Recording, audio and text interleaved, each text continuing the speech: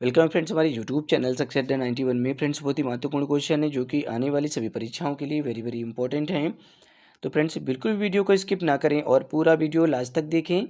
Friends सभी question previous year में पूछे गए हैं और मोस्ट रिपीटेड क्वेश्चन है। तो चलिए फ्रेंड्स शुरू करते हैं। फर्स्ट क्वेश्चन आपकी स्क्रीन पर है, पढ़ें और आंसर दें। सुरोड़ी की सबसे चौड़ी अनुप्रस्थ व्यास कौन सा होता है? सुरोड़ी का सबसे चौड़ा अनुप्रस्थ व्यास कौन सा होता है? Which is the widest transverse diameter of the pelvis? Option आपकी स्क्रीन पर है, गेस करें। देखिए सभी पूछे गए प्रश्न है ये। तो ऑप्शन बी यहाँ पे आपका राइट होगा, इंटरक्रिस्टा व्यास। ठीक है, एक्सप्लेन को देख लें। इंटरक्रिस्टा व्यास सुरोड़ी की इलियक क्रिस्टों के बीच की अधिकतम दूरी होती है जो लगभग 29 सेंटीमीटर की होती है और यह सुरोड़ी का सबसे चौड़ा अनुप्रस्थ व्यास माना जाता है। ठीक है, ये एएनएम में 2019 में प्रश्न पूछा गया था। चलिए फ्रेंड्स क्वेश्चन नंबर यहाँ पे 2 है, पढ़ें क्वेश्चन नंबर 2 को। भ्रूण के सिर की कौन सी हड्डी जोड़ीदार नहीं होती है? कौन सी हड्डी है जो जोड़े में नहीं होती है? बाकी सभी जोड़े में होती हैं फ्रेंड्स। तो देखिए फ्रेंड्स यहाँ पे ओसिपिटल है, यह हड्डी जोड़े में नहीं होती है। ठीक है, सिंगल हड्डी होती है। एक्सप्लेन को देख लें कि ओसिपिटल हड्डी एक एकल हड्डी होती है, अनपेयर्ड में होती है, जबकि अन्य जो हड्डियाँ होती हैं वो सभी फ्रेंड्स जोड़ीदार होती हैं, जोड़े में होती हैं। चलिए फ्रेंड्स क्वेश्चन नंबर 3, पढ़ें क्वेश्चन नंबर 3 को। बताएं क्या होगा इसका राइट आंसर। गर्भावस्था में हीमोग्लोबिन का जो स्तर है वो कितना होना चाहिए? प्रेगनेंसी के दौरान हीमोग्लोबिन का स्तर कितना होना चाहिए? What should be the minimum haemoglobin level during pregnancy? तो देखिए फ्रेंड्स यहाँ पे ऑप्शन ए आपका राइट होगा, 11 ग्राम प्रति डेसीलीटर होना चाहिए। एक्सप्लेन को आप देख लें। WHO के अनुसार गर्भावस्था के दौरान हीमोग्लोबिन का न्यूनतम स्वीकार्य स्तर 11 ग्राम प्रति डेसीलीटर है। ठीक है, इससे कम स्तर पर महिला को एनीमिया माना जाता है। अगर 11 ग्राम प्रति डेसीलीटर से अगर हीमोग्लोबिन कम है तो फ्रेंड्स एनेमिक माना जाएगा महिला को। ठीक है, खून की कमी होगी। चलिए फ्रेंड्स क्वेश्चन नंबर 4, पढ़ें क्वेश्चन नंबर 4 को। बताएं क्या होगा इसका राइट आंसर। क्वेश्चन को अच्छे से पढ़ेंगे क्योंकि सभी क्वेश्चन रिपीटेड हैं और बहुत ही सिंपल प्रश्न है ये। शिशु में हाइपोग्लाइसेमिया का लक्षण क्या हो सकता है? शिशु में हाइपोग्लाइसेमिया का लक्षण क्या हो सकता है friends? Which of the following is a symptoms of hypoglycaemia in neonates? क्या होगा इसका राइट आंसर। शिशु में हाइपोग्लाइसेमिया का लक्षण क्या हो सकता है? तो फ्रेंड्स ऑप्शन बी यहाँ पे राइट होगा, कपकपी। ठीक है, जिटरीनेस होगा। ऑप्शन बी यहाँ पे आपका राइट होगा, कपकपी। एक्सप्लेन को देख लें। हाइपोग्लाइसेमिया यानी शुगर का स्तर कम हो जाना। जब शुगर की कमी हो जाती है, शुगर का स्तर कम हो जाता है, नवजात में कपकपी, सुस्ती, दूध पीने में कठिनाई जैसे लक्षण होते हैं। ये एएनएम में 2021 में प्रश्न पूछा गया था। चलिए फ्रेंड्स क्वेश्चन नंबर 5 है, पढ़िए क्वेश्चन नंबर 5 को। गर्भाशय संकुचन को कौन सा हार्मोन्स प्रेरित करता है? सभी क्वेश्चन आप पढ़ चुके हैं और सभी प्रश्नों को हमने पढ़ा भी दिया अच्छे से। तो बताएं क्या होगा इसका राइट आंसर। गर्भाशय संकुचन को कौन हार्मोन प्रेरित करता है?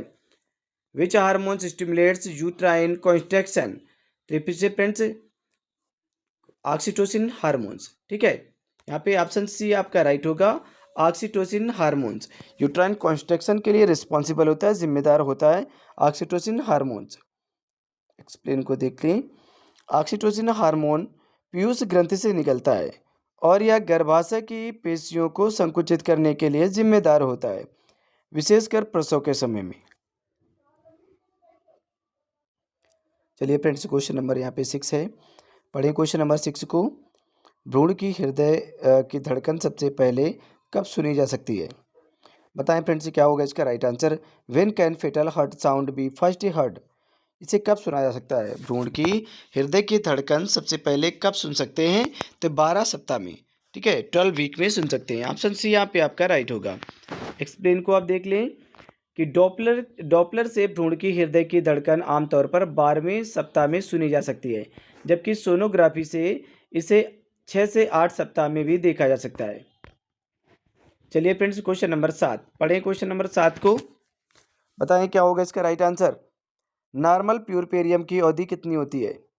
What is the duration of normal puerperium? इसकी अवधि कितनी होती है प्यूरपेरियम की? सभी को पता होगा क्योंकि मैंने सभी प्रश्नों को पढ़ा दिया है। ठीक है, ऑप्शन सी यहाँ पे राइट होगा, 6 वीक। ठीक है, 6 सप्ताह। चलिए यहाँ पे एक्सप्लेन को आप देख लें कि प्यूरपेरियम वह अवधि होती है जब महिला का शरीर प्रसव के बाद सामान्य अवस्था में लौटता है। यह आमतौर पर 6 सप्ताह मतलब कि 42 दिन का होता है। ठीक है, 42 दिन माना जाता है। फ्रेंड्स, कोई भी कैंडिडेट जो कि ऑनलाइन क्लास लेना चाहता है तो हमारे इस नंबर पे कांटेक्ट कर सकता है, 7985 4730 42। ठीक है, आप इस नंबर पे कांटेक्ट करेंगे। यदि फ्रेंड्स आप पीडीएफ परचेज करना चाहते हैं तो भी आप हमारे इसी नंबर पे कांटेक्ट कर सकते हैं। हमारी पीडीएफ आपको 199 रुपये में प्रोवाइड हो जाएंगी। ठीक है, जो कि फ्रेंड्स आपके एग्जाम के लिए बहुत ज़्यादा इंपॉर्टेंट रोल प्ले करेंगी। 450 प्लस पीडीएफ हम आपको प्रोवाइड करेंगे। ठीक है, जो हिंदी इंग्लिश दोनों भाषाओं में होंगी और विद एक्सप्लेनेशन के साथ में होंगी। चलिए फ्रेंड्स, क्वेश्चन नंबर 8 पढ़ें और आंसर दें। क्वेश्चन नंबर 8 को पढ़ें। नाल अर्थात प्लेसेंटा के संपूर्ण निष्कासन में सामान्य रूप से कितना समय लगता है? प्लेसेंटा के निष्कासन में कितना समय लगता है? How long does it usually take for complete expulsion of placenta? तो यहाँ पे फ्रेंड्स ऑप्शन बी आपका राइट होगा, 15 मिनट। ठीक है, एक्सप्लेन को आप देख लें कि नाल डिलीवरी के बाद 5 से 15 मिनट के भीतर बाहर आ जाती है। 30 मिनट से अधिक समय होने पर यह रिटेन प्लेसेंटा माना जाएगा। चलिए फ्रेंड्स, क्वेश्चन नंबर 9 पढ़ें। क्वेश्चन नंबर 9 को, निम्न में से कौन सी स्थिति नवजात के लिए उच्च जोखिम वाली नहीं मानी जाती है? Which of the following is not considered high risk for newborn? निम्नलिखित में से कौन सी स्थिति नवजात के लिए उच्च जोखिम वाली नहीं मानी जाती है? बताएं क्या होगा इसका राइट आंसर। प्रीमेच्योर डिलीवरी, जन्म के समय वजन कम, जन्म के बाद रोना। तो फ्रेंड्स यहाँ पे यही ऑप्शन सी आपका राइट होगा, जन्म के बाद रोना। ठीक है, एक्सप्लेन को आप देख लें कि जन्म के बाद शिशु का रोना स्वस्थ संकेत देता है, जबकि अन्य विकल्प नवजात के लिए जोखिमपूर्ण स्थितियां हैं।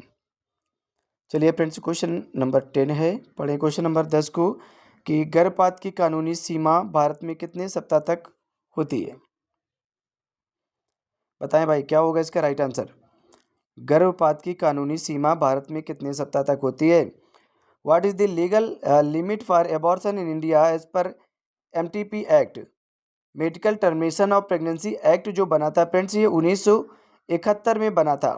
ठीक है, तो 1971 के अनुसार जो medical termination of pregnancy act था, तो फ्रेंड्स टर्मिनेट कराने का जो टाइम था वो 20 सप्ताह था। ठीक है, 20 वीक था, बट इसे बढ़ाकर कितना कर दिया गया है? 24 वीक कर दिया गया। ऑप्शन सी यहाँ पे आपका राइट होगा। ठीक है, अब यहाँ पे एक्सप्लेन को आप देख लें कि इसे कब संशोधन किया गया था। 2021 में संशोधित एमटीपी एक्ट 2021 के अनुसार, क्योंकि इसे 2021 में संशोधन किया गया इसमें। ठीक है, और इसमें कुछ परिस्थितियों के अनुसार गर्भपात की जो सीमा है वो 24 सप्ताह तक बढ़ा दी गई, विशेष रूप से बलात्कार, नाबालिग गर्भवती मामलों में। चलिए फ्रेंड्स, क्वेश्चन नंबर 11 है, पढ़ें क्वेश्चन नंबर 11 को। निम्न में से कौन सा प्रेगनेंसी में मूत्र संक्रमण का सामान्य लक्षण होता है? Which of the following is symptoms common symptoms of urinary tract infection UTI in pregnancy? Guess करें फ्रेंड्स क्या होगा इसका राइट आंसर। निम्न में से कौन सा प्रेगनेंसी में मूत्र संक्रमण का सामान्य लक्षण है? तो देखिए फ्रेंड्स, यहाँ पे ऑप्शन बी आपका राइट होगा, बार बार पेशाब आना, फ्रिक्वेंट यूरिनेशन। ठीक है, यूटीआई का इन्फेक्शन का मूत्र संक्रमण का सामान्य लक्षण होता है बार बार पेशाब का आना। एक्सप्लेन को देख लें कि गर्भावस्था में बढ़े हुए प्रोजेस्टेरॉन और बढ़ते हुए गर्भाशय के दबाव से मूत्र संक्रमण का खतरा बढ़ता है, जिससे बार बार पेशाब आना सामान्य लक्षण होते हैं। चलिए फ्रेंड्स, क्वेश्चन नंबर 12 है, पढ़ें क्वेश्चन नंबर 12 को। एक गर्भवती महिला को आयरन और कैल्शियम की गोलियां कब देनी चाहिए? बताएं भाई क्या होगा इसका राइट आंसर। एक गर्भवती जो महिला है उसको आयरन और कैल्शियम की गोलियां कब देना चाहिए? When should iron and calcium tablet be given to a pregnant women? बताएं क्या होगा इसका राइट आंसर। देखिए सभी प्रश्न पूछे गए हैं और रिपीटेड हैं, तो जितना हो सके आप लोग कमेंट बॉक्स में आंसर दें। ऑप्शन सी यहाँ पे राइट होगा, अलग अलग समय पर। ठीक है, एट डिफरेंट टाइम्स।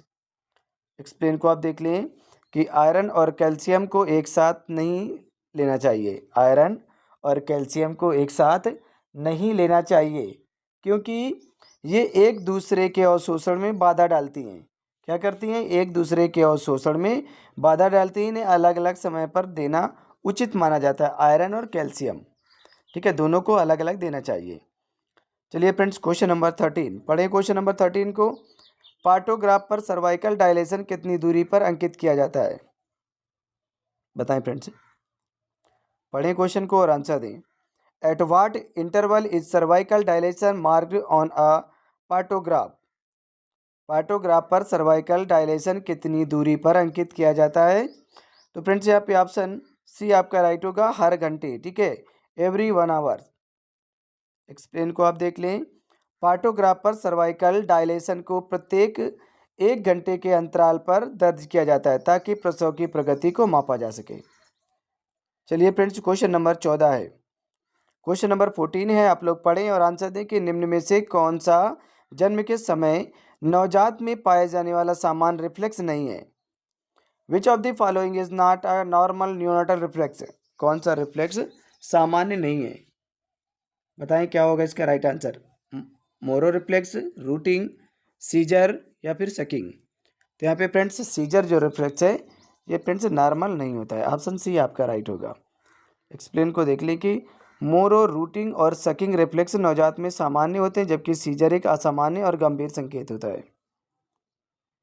चलिए फ्रेंड्स, 15 नंबर क्वेश्चन है। पढ़ें और आंसर दें कि लेबर की दूसरी अवस्था में मुख्य देखरेख क्या होती है? लेबर की दूसरी अवस्था में मुख्य उसकी जो देख रेख होती है वो क्या होती है? What is the main observation in the second stage of labour? बताएं क्या होगा इसका right answer. What is the main observation in the second stage of labour? तो यहाँ पे ऑप्शन बी आपका राइट होगा, भ्रूण हृदय दर की निगरानी। ठीक है, monitoring fetal heart rate. Option B आपका राइट होगा। एक्सप्लेन को आप देख लें कि लेबर की दूसरी अवस्था में भ्रूण तेजी से नीचे आता है, इसलिए भ्रूण की हृदय दर की निगरानी सबसे महत्वपूर्ण होती है।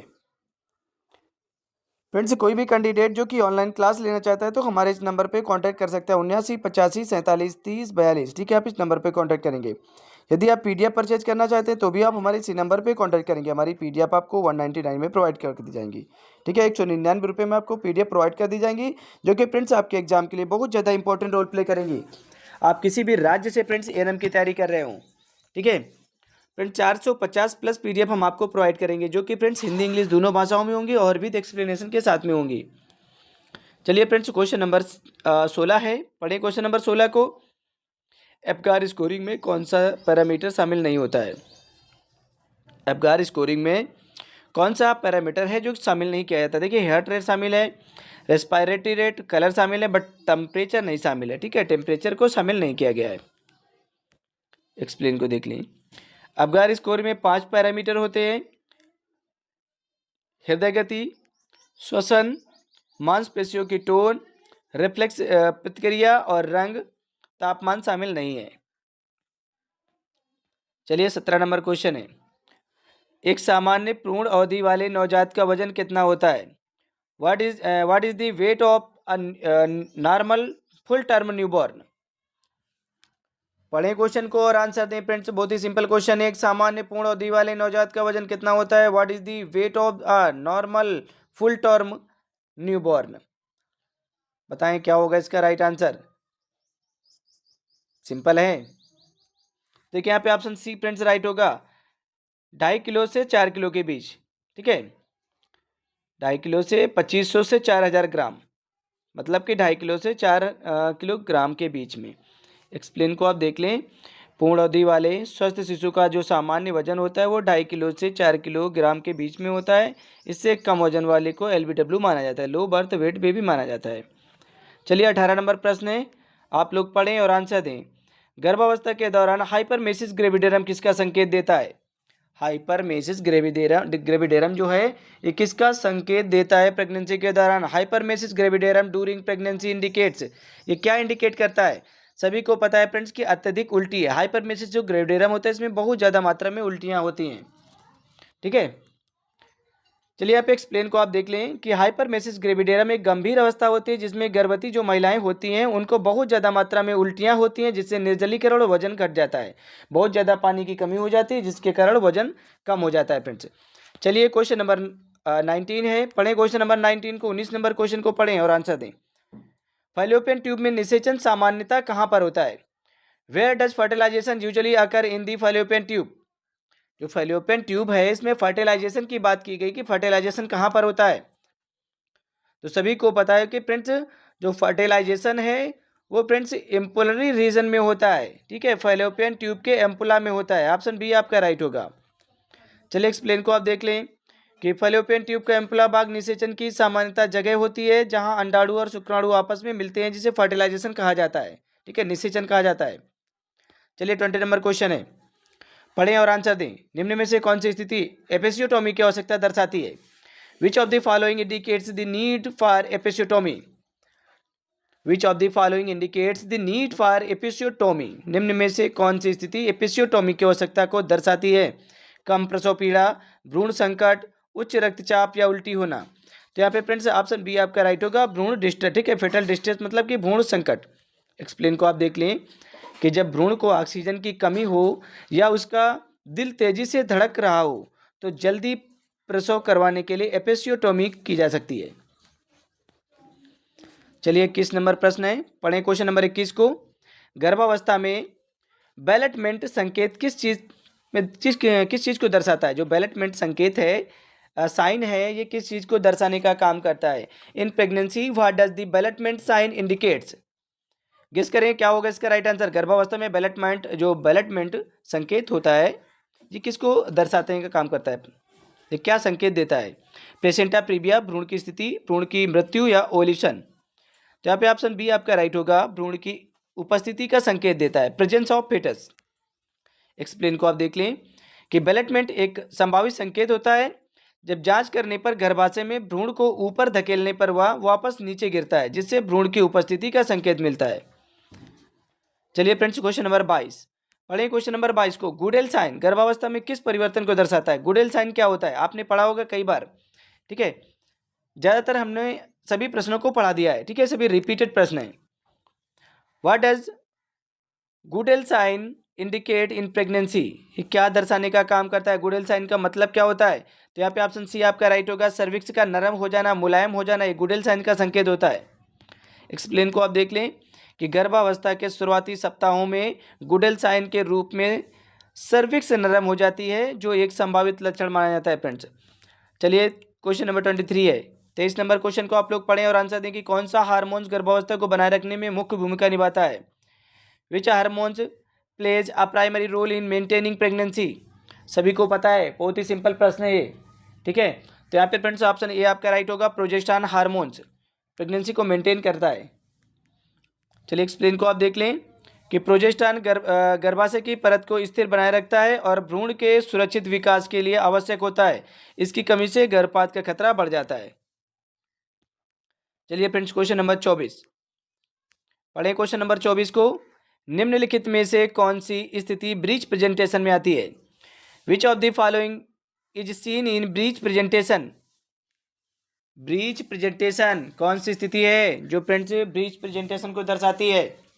सिर नीचे, पैर या नितंब नीचे, चेहरा नीचे या कंधे नीचे। तो यहाँ पे ऑप्शन बी आपका राइट होगा, पैर या नितंब नीचे।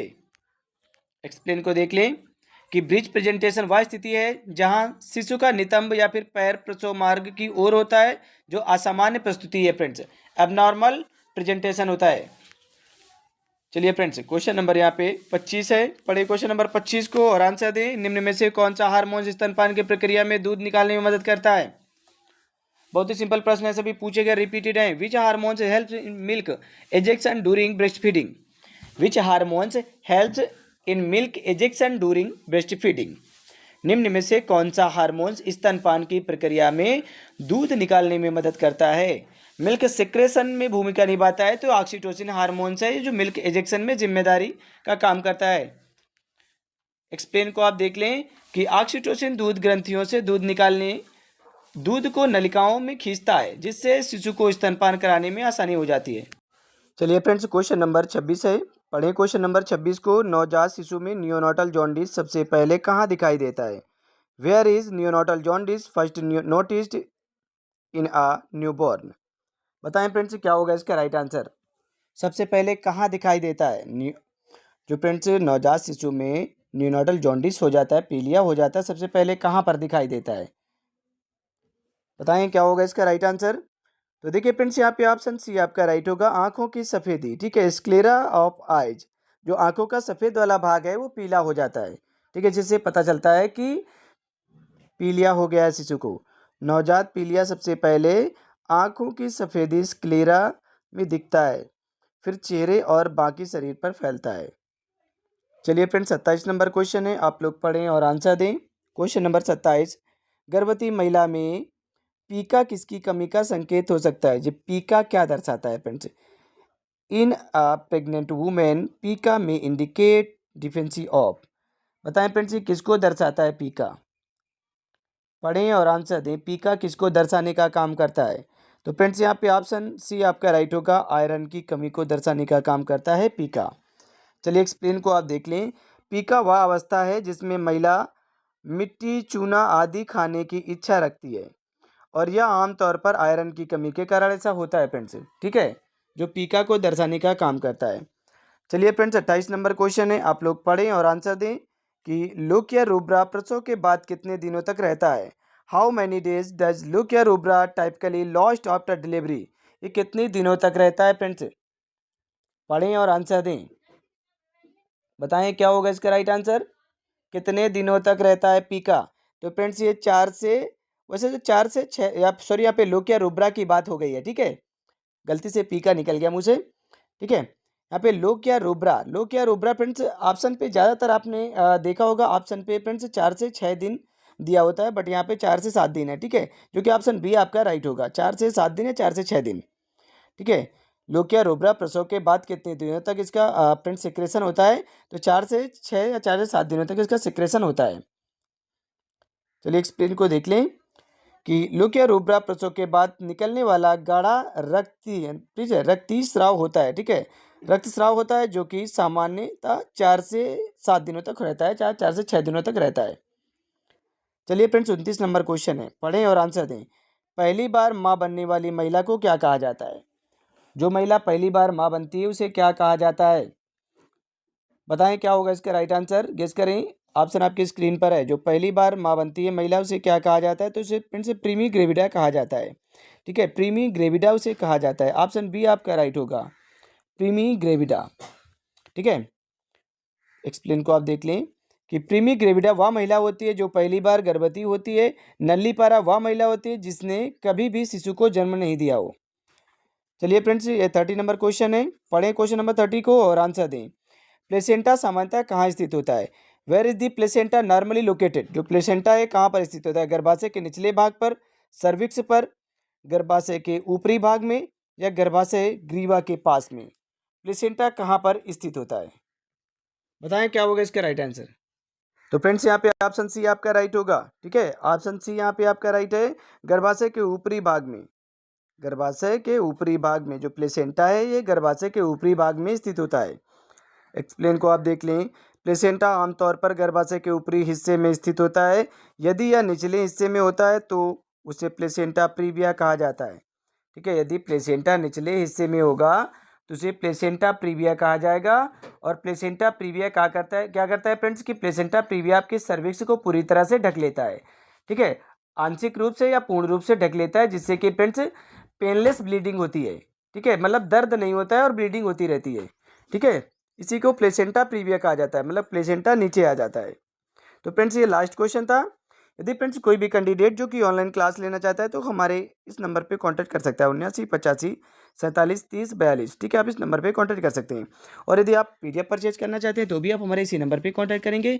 हमारी पीडीएफ आपको 199 में प्रोवाइड कर दी जाएंगी, जो कि फ्रेंड्स आपके एग्जाम के लिए बहुत ज़्यादा इंपॉर्टेंट रोल प्ले करेंगे। आप किसी भी राज्य से फ्रेंड्स एएनएम की तैयारी कर रहे हो, ठीक है। तो चलिए फ्रेंड्स अब मिलते हैं नेक्स्ट क्लास में, तब तक के लिए bye bye and take care.